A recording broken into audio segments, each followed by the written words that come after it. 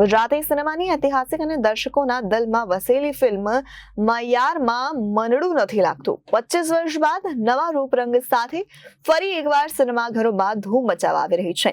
જશવંત ગાંગાણી દ્વારા નિર્મિત અને દિગ્દર્શિત બ્લોકબસ્ટર ફિલ્મ મયારમાં મનડું નથી લાગતું 12મી સપ્ટેમ્બર 2025ના રોજ ગુજરાતના સિનેમાઘરોમાં રી-રિલીઝ થશે કે જે ગુજરાતી સંસ્કૃતિ, લાગણી અને સંયુક્ત પરિવારની ભાવનાઓથી ભરપૂર એક અનુભવ લઈને આવશે. આજે ફિલ્મના મુખ્ય અભિનેતા હિરેન કુમાર સુરતની મુલાકાતે આવ્યા કે જ્યાં તેમણે મીડિયા સાથે ફિલ્મ વિશે રસપ્રદ વાતચીત કરી.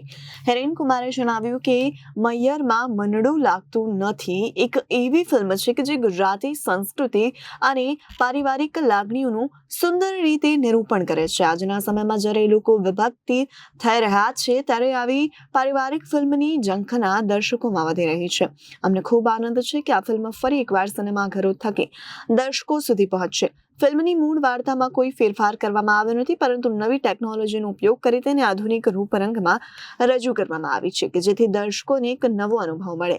25 વર્ષ અગાઉ 2000માં રિલીઝ થયેલી આ ફિલ્મે ગુજરાતમાં ઐતિહાસિક સફળતા મેળવી કે જે સતત 52 અઠવાડિયા સુધી હાઉસફુલ ચાલી હતી.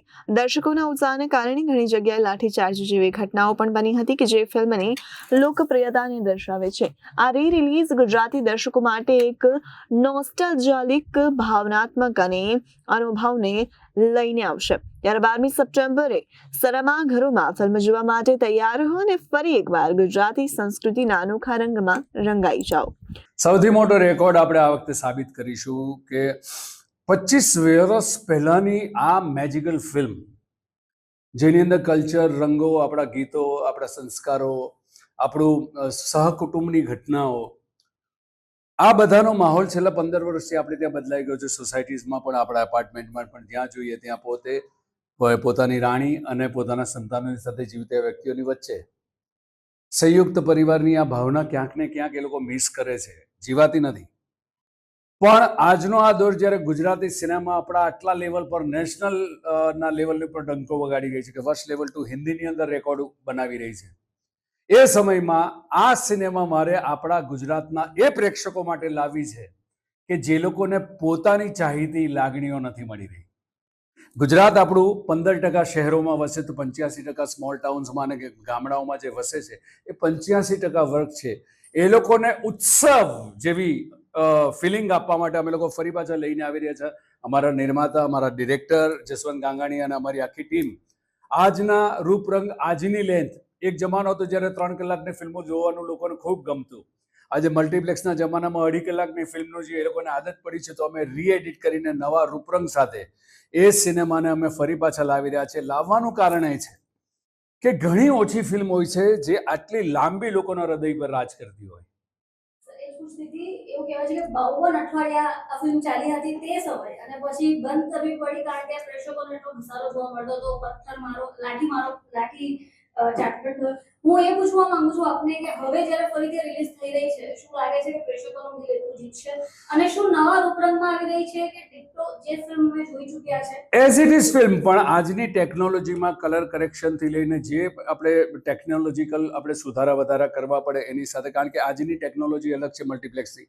આજના પ્રેક્ષકોને જોવાની ક્વોલિટી જુદી છે તો એ ક્વોલિટી પર લાવીને આ મૂકી રહ્યા છે. અને જે તમે કહો ને 52 અઠવાડિયા, અસંખ્ય પ્રેક્ષકોએ આ 50-100 વખત ફિલ્મો જોયેલી છે. 52 અઠવાડિયા પછી અમારે ડિસકન્ટિન્યુ કેમ કરવી પડી? ચાલુ પેક શોએ, કારણ કે બીજા પ્રોડ્યુસર્સના માટેના થિયેટરો અવેલેબલ નહોતા થતા, તો એમની વિનંતીને માન આપીને અમે લોકોએ આ ફિલ્મ ત્યારે બહાર કરી હતી. રહી વાત આજના જમાનામાં લોકોને લાવશે કે નહીં, તો હું તો દાખલો આપું. આજે સોશિયલ મીડિયાના જમાનામાં ડિજિટલ વર્લ્ડમાં જીવતા આપણા જેવા મિત્રો, એક પોસ્ટ તમારી પોસ્ટ થાય અને વધારેમાં વધારે કેટલી શેર થાય ગુજરાતી ભાષાની ફિલ્મ માટે. આની જ્યારે મેં પહેલી પોસ્ટ મૂકી પ્રથમ દિવસે અને મુંબઈ એરપોર્ટથી હું અમદાવાદ એરપોર્ટ પર ઉતરું છું, હોટલ પહોંચું છું, એમાં 2 કલાક ને 22 મિનિટમાં 54,000 શેરિંગ હતી. આજે પણ મારા એકાઉન્ટ પર તમે ચેક કરી, એબ્સોલ્યુટલી કોઈ પણ બુસ્ટિંગ વગરની. સો આજનો એ પ્રેક્ષક પણ જોવા માંગે છે, કારણ કે દરેકે દરેક આપણા શહેરો સિવાયના આખા તમે ગુજરાતમાં જાઓ તો આ ગીતો આજે પણ પોપ્યુલર છે. રામ અને રતન આજે પણ પોપ્યુલર છે. એ લાગણી ભરો પરિવાર, એમના સંસ્કારો, એમના રીત રિવાજ, એમનો રંગ, એ બધું એમને જોવું છે. અને હું જેટલી જગ્યાએ હમણાં ફર્યો છું આ એનાઉન્સમેન્ટ પછી, બધી જગ્યાએ આટલો જ ઉત્સાહ છે જાણે નવી ફિલ્મ રિલીઝ થઈ રહી છે. એ લોકોમાં માટેની આ પહેલી ફિલ્મ એમને એમ લાગશે કે મલ્ટીપ્લેક્સમાં અમે લોકો લઈને આવી રહ્યા છે જૂની લાગણીઓને તાજી કરવા માટે. અત્યારે હાલ ફિલ્મ સૈયારા બહુ ચાલી. જી. કદાચ એટલા માટે થઈને આ ફિલ્મ ફરીથી રિલીઝ જી નહીં, જી નહીં.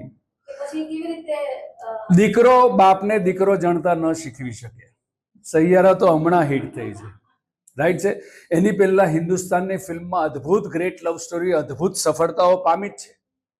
સૈયારા માર્કેટિંગ ગિમિક પણ સરસ રહી અને એની સાથે સાથે ઘણા વખત પછી નખશિક પ્રેમની વાત આવી. પણ અમારા ડિસિઝન એના 3 મહિના પહેલા લેવાઈ ચૂકેલા ડિસિઝન. કોઈની દેખાદેખીમાં આપણે નથી કરી રહ્યા, પણ રી રિલીઝનો ટ્રેન્ડ હમણાં છેલ્લા 5 વર્ષથી આપણે જોઈ રહ્યા છે. અમુક ક્લાસિક ફિલ્મો રી રિલીઝ થઈ રહી છે, જેવી રીતે શોલે એને રી રિલીઝ કરવામાં આવી હતી, જેવી રીતે બીજી 5 ફિલ્મો. ત્યારે અમને વિચાર આવ્યો કે તો પછી આપણે આપણી ક્લાસિક ફિલ્મ કેમ રી રિલીઝ પર ના, જ્યારે પ્રેક્ષકોને આટલી સંખ્યામાં જોવું છે અને એ પ્રેક્ષક જે મલ્ટીપ્લેક્સમાં આવતો અટકી ગયો છે એમને અમે વેલકમ કરવા માટે લઈને આવી રહ્યા છે. જો શહેરનો ઓડિયન્સ આપણે મલ્ટીપ્લેક્સમાં જઈએ છીએ, પણ તમે નાના નગરમાં જાઓ ને તે લોકો મલ્ટીપ્લેક્સમાં નથી જતા, તો એ પ્રેક્ષકોને અમે લાવવાનો પ્રયત્ન કરી રહ્યા છીએ કે તમારી લાડકી ફિલ્મો મેં આજના નવા રૂપરંગમાં લઈને આવી રહ્યા છે. ચાલો આપણે સારા થિયેટરમાં જોવાની એની આદત પાડીએ. પહેલા અમે લોકો 5મી તારીખે રિલીઝ કરવાના હતા, પણ ઈશ્વરના આશીર્વાદથી વર્ષ લેવલ 2 મારી એટલી મોટી સફળતા પર છે કે મારી જ ફિલ્મ, મારી આવનારી આ ફિલ્મને જો નડે તો એના કરતાં આપણે 1 અઠવાડિયું પાછળ જઈએ છીએ અને 12મી તારીખે લઈ આવે, જેથી મારા પ્રેક્ષકને, સમગ્ર ગુજરાતના ઓડિયન્સને યોગ્ય સમયનો શો મળે. એવું ના થાય કે અર્લી મોર્નિંગમાં 9 વાગે મળી જાય અને મારે જ મારા વર્ષના નિર્માતાને કહેવું પડે કે તમે આપણો શો કરો, તો એ વસ્તુ બહુ ચર્ચાચર્ચીની થઈ જાય.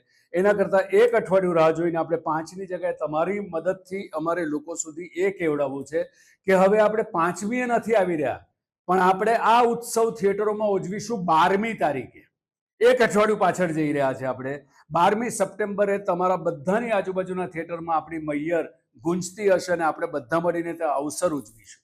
Bureau report Janadesh news.